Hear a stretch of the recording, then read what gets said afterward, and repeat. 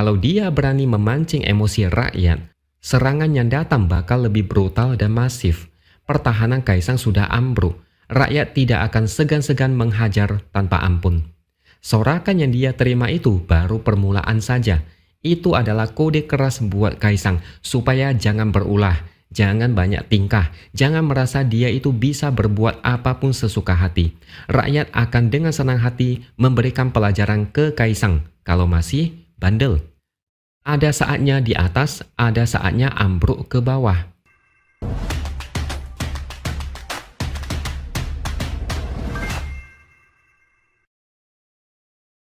Halo, bertemu lagi dengan saya X Hardy di Opini Siwer.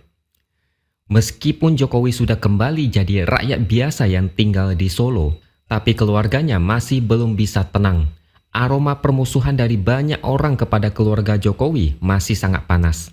Ini menandakan keluarga Jokowi sudah membuat negara ini sangat gaduh. Sampai-sampai rakyat menjadi muak dan marah.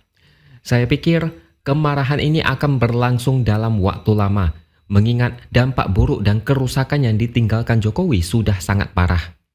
Jadi, ada momen di mana keluarga Jokowi mendapatkan sambutan yang agak sedikit memalukan. Ini terjadi saat acara pelantikan Prabowo dan Gibran di sidang paripurna MPR.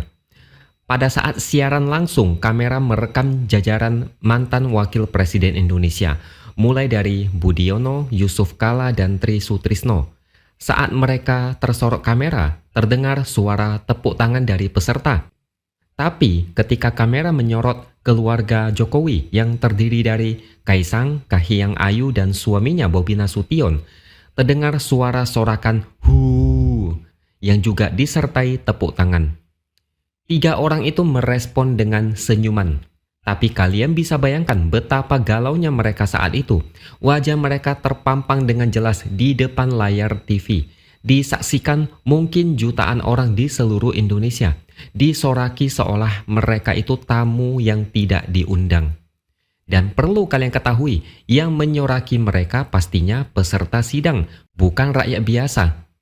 Kalian bayangkan deh, mereka yang dari kelompok elit aja menyoraki keluarga Jokowi. Ternyata mereka bisa kesel juga. Wajah mereka tersenyum, tapi ucapan dalam hati pasti berbeda. Tidak mudah menahan emosi dan malu dalam kondisi disorot kamera. Mereka mau marah pun tidak bisa karena bakalan menjadi blunder. Ini akibat ulah Jokowi yang selama memimpin terjadi perusakan demokrasi dan penebangan konstitusi demi kesejahteraan anak-anak dan keluarganya. Ini adalah karma yang harus mereka terima. Saya tidak bisa membayangkan gimana reaksi Kaisang saat disoraki. Kaisang saat ini sudah cukup tertekan. Dia menjadi target amukan netizen karena bertingkah arogan dan sok hebat. Mungkin karena dia anak presiden. Pamer jalan-jalan mewah ke Amerika naik pesawat jet, makan roti Rp400.000, belanja perlengkapan bayi puluhan juta. Dan yang terbaru, istrinya menikmati makan mewah omakase sushi di rumah sakit. Chefnya, kokinya didatangkan langsung ke sana. Dia pernah memakai kaos bertuliskan Putra Mulyono seolah mau menantang rakyat. Dia pernah bercanda soal pesawat jet. Bagi kader PSI yang semangat memenangkan Ridwan Kamil di Pilkada Jakarta bakal dapat pesawat jet. Kaisang seolah sengaja memancing kemarahan rakyat. Kaisang tidak sadar dia menjerumuskan dirinya ke jurang. Dia dengan bodohnya menyeret diri sendiri untuk menjadi musuh besar rakyat Indonesia. Kalau memang itu tujuannya, bisa dibilang Kaisang berhasil. Dia disoraki habis-habisan. Jokowi sudah tidak punya power, orang-orang sudah tidak takut sama dia. Saya sudah pernah mengatakan ini di video sebelumnya. Seseorang yang arogan, mentang-mentang keluarganya punya power, maka ketika keluarganya kehilangan power itu, dia akan dirujak habis-habisan. Masih mending dirujak, takutnya dia menjadi target musuh yang menyimpan dendam. Dan satu fakta yang sangat menyakitkan buat Kaisang, dia adalah satu-satunya ketua umum partai pendukung Prabowo Gibran yang tidak dapat posisi menteri atau wakil menteri. Coba bayangkan, Zulkifli Hasan, ketua umum PAN, jadi Menko Bidang Pangan. Caimin, ketua umum PKB, jadi Menko Pemberdayaan Masyarakat. AHY, Ketua Umum Demokrat, jadi Menteri Bidang Infrastruktur dan Pembangunan Kewilayahan. Bahlil Lahadalia, Ketua Umum Golkar, jadi Menteri Energi dan Sumber Daya Mineral atau ESDM. Agus Jabo, Ketua Umum Partai Prima, jadi Wakil Menteri Sosial, dan Anies Mata, Ketua Umum Partai Gelora, menjadi Wakil Menteri Luar Negeri. Total ada 6 Ketua Umum Parpol yang dapat jatah Menteri dan Wakil Menteri. Caimin aja dapat jatah Menteri, meskipun dulu berduet dengan Anies, sedangkan Kaisang dapat hadiah kosong alias Zong. Saya tidak tahu kenapa Kaisang tidak dapat apapun. Kalau menurut pengamatan saya, mungkin Kaisang terlalu banyak skandal dan dibenci banyak orang. Prabowo tidak mau menteri yang bermasalah dan terus dihujat dimanapun. Bahkan Jokowi pun tidak bisa menyelamatkan Kaisang dari kehancuran karakter. Butuh kerja super keras untuk memperbaiki karakter Kaisang yang sudah rusak. Bahkan menurut saya mungkin sudah tidak bisa.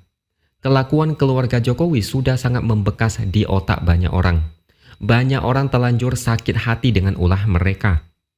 Pendukung Jokowi kayaknya ketinggalan satu hal sebelum dia lengser. Ada manuver politik untuk memoles citra politik Jokowi. Miliaran digelontorkan untuk media. Banyak baliho ucapan terima kasih disebar di sepanjang jalan di kota-kota besar. Ribuan orang dikerahkan untuk menyambut kepulangannya di Solo sambil dadah-dadah. Acara disiapkan. Semua itu supaya Jokowi terlihat hebat dan dirindukan banyak orang. Saya tidak tahu apakah ada momen atau adegan nangis massal. Kalaupun ada, saya tidak heran. Tapi mereka kayaknya lupa melakukan hal yang sama saat pelantikan Prabowo Gibran. Mungkin lupa mengkondisikan. Akhirnya, kebablasan dan keluarga Jokowi disoraki. Dengan kejadian memalukan yang dialami Kaisang, saya jadi penasaran apakah dia masih berani arogan dan menantang rakyat. Apalagi sekarang ini tidak ada lagi jurus jualan nama bapak. Tidak bisa lagi sembunyi di balik badan bapaknya. Apakah Kaisang masih berani berlagak? Kalau dia berani, saya harus berikan respek dan tepuk tangan buat dia. Mulai sekarang, kalau dia berani memancing emosi rakyat, serangan yang datang bakal lebih brutal dan masif. Pertahanan Kaisang sudah ambruk. Rakyat tidak akan segan-segan menghajar tanpa ampun. Sorakan yang dia terima itu baru permulaan saja. Itu adalah kode keras buat Kaisang supaya jangan berulah, jangan banyak tingkah, jangan merasa dia itu bisa berbuat apapun sesuka hati. Rakyat akan dengan senang hati memberikan pelajaran ke Kaisang kalau masih bandel.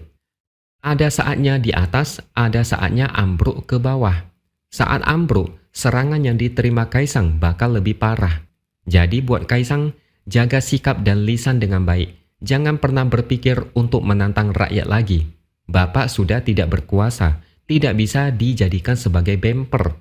Posisi sekarang cuma ketua umum partai kecil yang bahkan tidak lolos ke Senayan. Kaisang sekarang ini ibarat orang kecil yang tidak diperhitungkan dan tidak dianggap. Kalau masih berani nantang-nantangin orang, siap-siap saja game over. Oke, sampai di sini dulu opini dari saya. Subscribe channel ini supaya makin berkembang dan jangan lupa tuliskan komentar Anda. Terima kasih sudah menonton dan sampai jumpa lagi di lain kesempatan.